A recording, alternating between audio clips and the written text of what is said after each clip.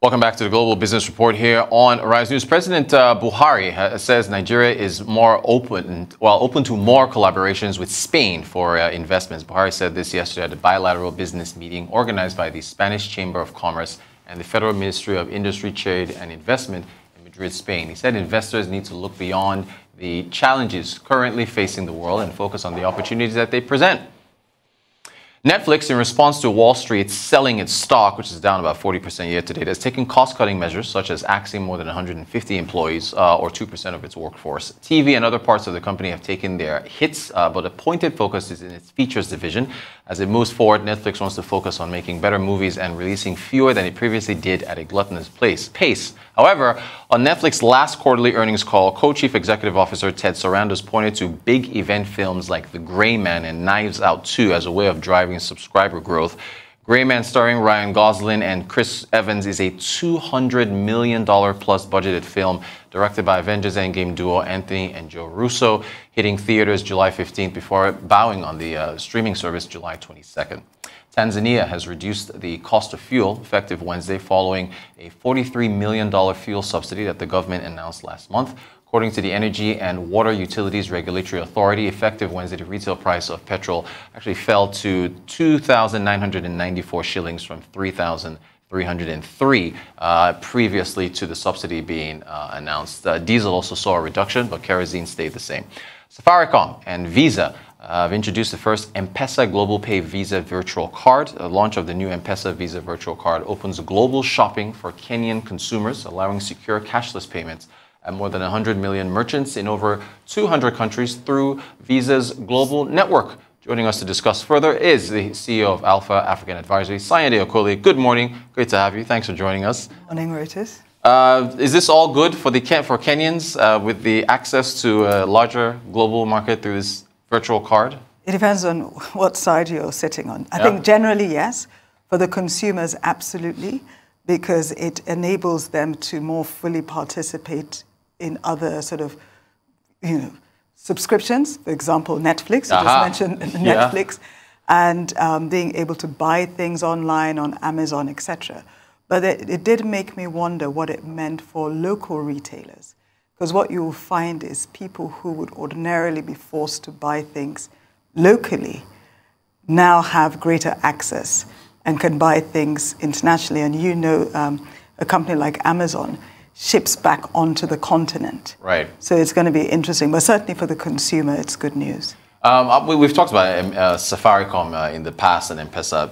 Does the growth and size of the company, does it give you any cause for worry?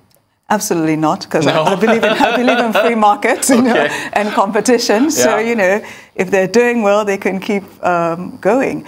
And what you will find is that if competition can come in.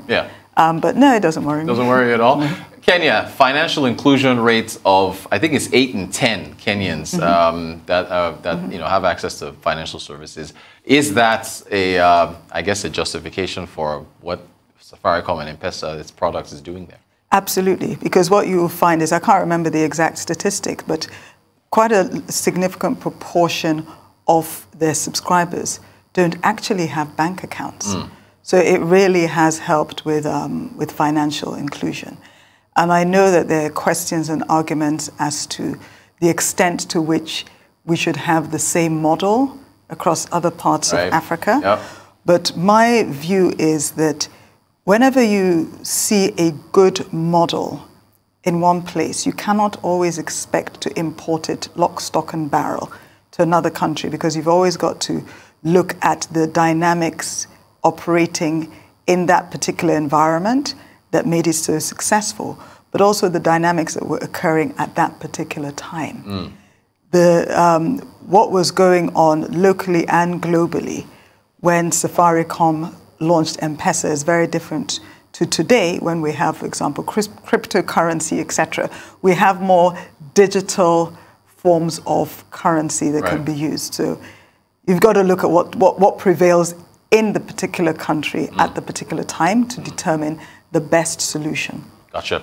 Still in East Africa, Tanzania now, what do you make of the decision to pump $43 million to cushion fuel prices? I would love to see the financial model that tells me how long that $43 million lasts. Exactly. And depending on where it stops, what is required. You know, the question is, how long do you keep doing this? I'm not an economist, but I know there are plenty of arguments against subsidizing consumption, and more, if you're going to subsidize anything, subsidize production. Right. So, well, you know, you've preempted my next one. If the Russia war, well, Russia invasion of Ukraine carries on for, I don't know, another year, then they're in trouble, right? Well, absolutely. And, you know, it's how long does this go? But you've got to also remember that their hike were increases in fuel prices didn't just start because of the current situation of the Russian invasion of Ukraine. Last year, they actually experienced some high price hikes as well, because I think it was new taxes or something came. So this is just a continuation of a pre-existing journey of rising fuel prices. Yeah. Oh, gosh. Well, we'll see how things play out there. Netflix, I want to ask how you make sense of, you know, I guess a Hollywood Reporter article saying that insiders there are saying they're going to cut spending, get a little more lean, and then coming out with a $200 million film. What you know? How do you make sense of it all from what Netflix is doing?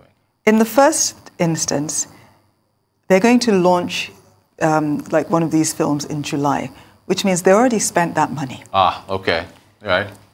And so, but what they're talking about today is the strategy going forward.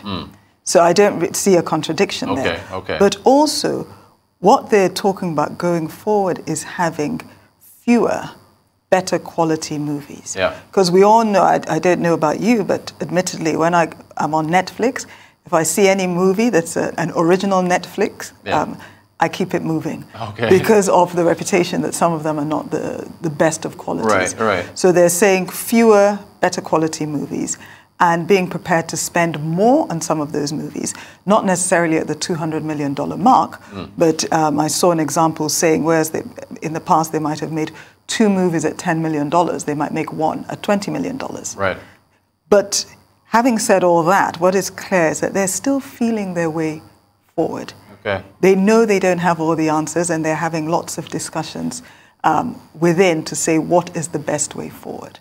Speaking of the best way forward, just about a minute ago, if traditional theater chain or movie studio, excuse me, how would they feel seeing a streaming giant spending that much money on a $200 million on a? Do they feel threatened? Of course they'll feel threatened, but that's just the nature of the business. You will always have innovation, you will always have disruption.